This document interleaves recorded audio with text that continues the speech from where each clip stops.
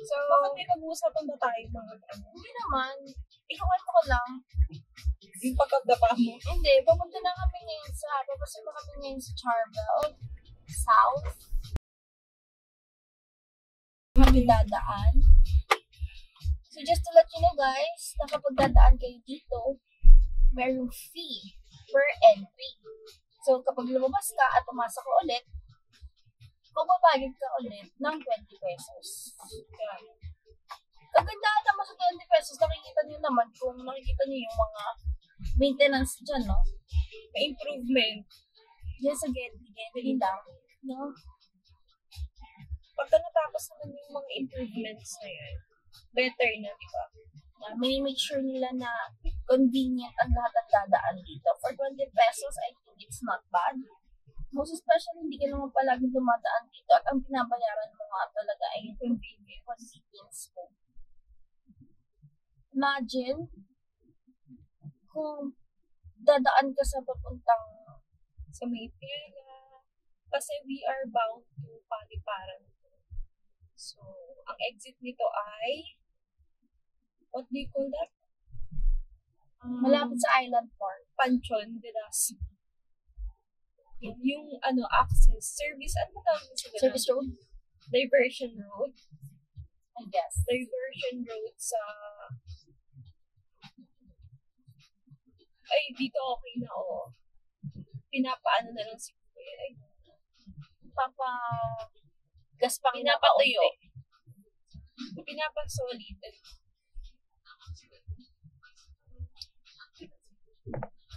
So, wala pa tayo sa lugar kung saan tayo magbabayad ng 20 pesos. Siguro wala na. Charot. Let's slow down. Dahil we don't own the road. Also, it's subdivision. Saka hindi siya masyado. Our minimum speed is 20-30 only. Maximum. Ay, maximum. Ano sabi ko? Minimum. And the maximum is 80. Bawal dito ang minimum 40. Maximum of 20 to 30 ang speed. It's kilometers per hour. Oops! So, meron lang siya mga minimal humps. Mini speed bumps. Pero, okay lang. Pero walang kwenta. Babayaran? Talagang mabilis ka pa din. Saan yung babayaran? I don't know. But this way, so, dito ayun, sa medyo kailangan mo lang mag-slow down dito kasi uneven pa yung daan. Uneven pa yung road dyan. Ongoing pa din yung pagpapalitada. So, usually, yung pagbabayad, medyo doon sa unahan. Oh nga, we just don't know why walang nangongolekta pa. Or baka masyado game. maaga. Pero nawala ata yung Third house? Oo, yung nagko-collect, no? Baka nandito na sila. Kasi wala namang ibang labasan. Lake Michigan. Kaya kung nakikita nyo guys, napakalawak. Kung sa inyo, bumili na kayo ng lupa dito bago pa magkaubsan. True. Medyo nagbi-build up ng dito na siguro doon. yung bayad. Dito na sila nangongolekta ng fee. Pasensya na sa unstable camera. Hindi pa kasi Or the drift is unexpected, so I wasn't really expecting that was caught off guard, so it kind of slided. So, yung collection ng fees ay nangyayari na dito. Okay. So, this is the end of the Charbel Road shortcut. And since that we're bound to Paliparan, we will turn right. Okay, let's do this. Let's do this, friend. Let's take video till we reach So, maganda nga din sa Dasma, marami na tayong mga pwedeng daanan para makaiwas sa traffic. Yun nga lang, minsan kailangan dumaan sa mga subdivision at may mga bayan-bayan dito. Pero kasi, It's for the security, of course. And the convenience. Wala naman yung libre sa mundo ito. Ano tawag sa road na to? hindi ko alam. We'll do some research next time. Pero ang labas nito ay sa Island Park. Dugtong to sa Island Park. Ito, meron pa nga ditong ginagawa o under construction. Kasi may Villar City pa ganyan, paalabang. Ano yung Villar City pa pakaliwa? If you're from Palibaran, makapunta saan yung Villar City? Paborin mo lang. Ano ba? Di ba Villar City paalabang pa ganito? Galing ang Palibaran, may Villar City pa paalabang, pa kanan. Ang alabang Villar City, di ba? May Villar City pa kaliwa eh. Closing siya. Papuntan Dasma. Saan yung labas nun? Sa may ano. Sila? Magkarugtong yun. Magkarugtong. Ano ba sinasabi mo? Hindi ko ma-imagine yung sinasabi mo. Saan ba to? Sa may cross Indeer Joe? Doon? Joe Drive? Hindi din. Meron pa, Villar City dito, papuntang kasi galing akong shop. So, papunta ako sa Lawag. Stoplight. Bago mag-stoplight, may Villar City, left and right.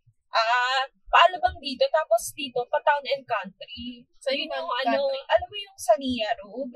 Diba? Di ba ginagawa yun? Pagka, may in-between dun yung part ng mga San Marino. Diba? Alam mo yung San Marino? Yung dati pinagdrive natin. Oo, pinagdadrive natin. Doon sa part na yun, ano yun, hanggang Town and Country, dito sa may Kadiwa. Or Windward here. Hindi ko lang sila pansin na bukas yun. Okay. Pero nakadaan na ako dun, nag-alabang ako nung nakaraan. Oo, yun. Kasi, ang nangyari sa amin, pumunta kami sa Litran. Kasi di ba paalabang kami,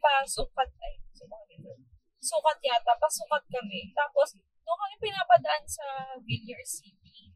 Kasi nga mag-MCX kami. So, ano nangyari? Galing kami sa Litran, pumasok kami dun sa may road na pinag-practicean natin mag-drive. Tapos, pagka bandang gitna, kumaliwa na kami kasi karugtong na ng Villar City. Tapos, pabalik naman dito na sa may Kadiwa yung labas mo.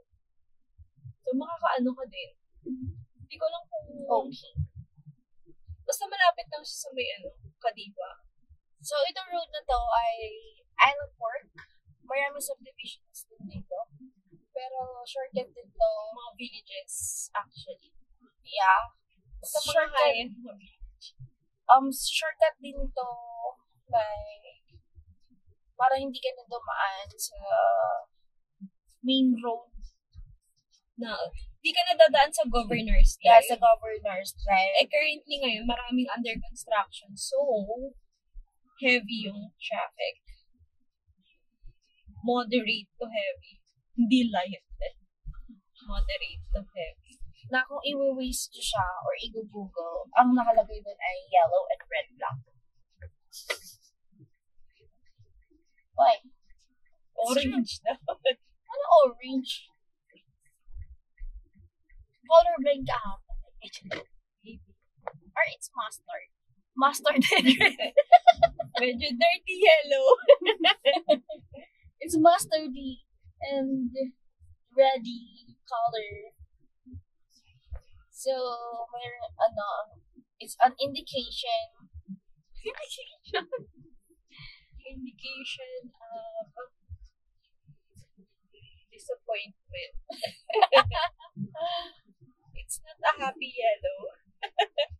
Or mustard. So, happy mustard na, parang color pala siya ng sauces. Sauce ng, hotdog. Hotdog sandwich. Yeah, talaga literal. Kaya pala, mustard at red. Tapos parang ka nasa sandwich sa daan. Parang ikaw ay hotdog na nasa sandwich sa daan. Di ba? Make sense? Naipit ka. Di ba nga? Very good, Google. Very good sa mga nakaisip ng mga color legends natin. Now it makes sense now. It makes sense. Everything makes sense now. So, kailangan nyo lang medyo mag-slow down dito kasi medyo mataas. At even din ang road dito. Yeah. So, hindi nila masyadong minimitin yung road na to kasi wala naman bayad. Yeah, you can... So, wala tayong reklamo, no? Wala tayong reklamo masyado sa gantong daan. Though maganda naman dati yung mga daan, pero dahil hindi siya na may maintain.